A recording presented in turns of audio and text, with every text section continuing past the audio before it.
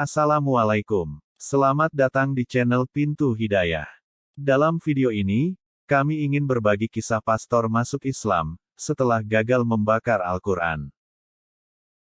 Kisah ini diabadikan Mansur Al-Iwaji, dalam bukunya Ajaib Al-Kohas, mengutip berita harian umum Tartim yang terbit di Nigeria. Pastor Wolfros, namanya, pemuka gereja di negara Angola itu, memegang sebuah mushaf dan menghadap jemaatnya. Ia kemudian melemparkan mushaf itu ke lantai dan menyiramnya dengan bensin.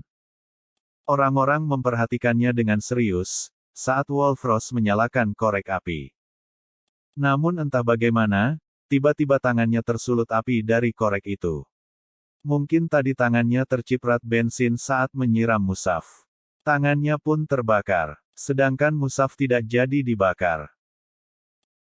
Menyaksikan peristiwa itu, para jemaat tercengang keheranan. Tetapi yang lebih heran adalah Wolfros sendiri. Ia memikirkan peristiwa itu, dan mulai menyadari betapa ajaibnya Al-Quran. Ia yang ingin membakar Al-Quran, justru tangannya sendiri yang terbakar.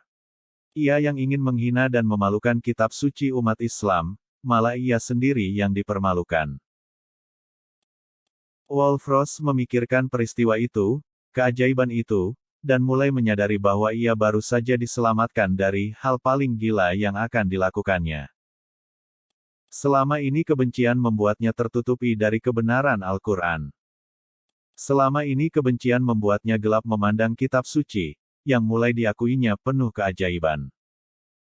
Dari lubuk hatinya yang paling dalam, ia kini menyadari bahwa Al-Quran adalah kebenaran. Wolfros pun kemudian mengikrarkan diri masuk Islam. Membaca syahadat. Masuk Islamnya Wolfros membuat lingkungannya gempar. Betapa tidak, ia yang dulunya paling gencar memusuhi Al-Quran, kini menjadi pengikutnya. Ia yang dulunya paling membenci Al-Quran, kini mengakui kebenarannya. Ia yang dulu berniat membakar Al-Quran, kini malah tunduk kepadanya. Ia masuk Islam, menjadi mualaf, mengakui Al-Quran sebagai wahyu ilahi dan kitab suci. Tak lama setelah keislaman Wolfros, pemimpin gereja Angola Yakob Musa, menyatakan masuk Islam. Keislaman keduanya diikuti oleh masuk Islamnya sekitar 200 orang lainnya. Selain memimpin gereja, Yakob Musa adalah sekretaris jenderal lembaga misionaris di Angola. Ia memangku jabatan itu kurang lebih selama 22 tahun. Begitu masuk Islam, ia kemudian mengundurkan diri dari jabatan tersebut.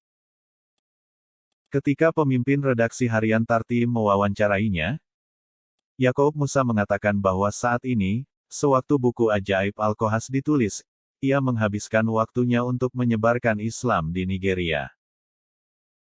Demikianlah saat hidayah datang.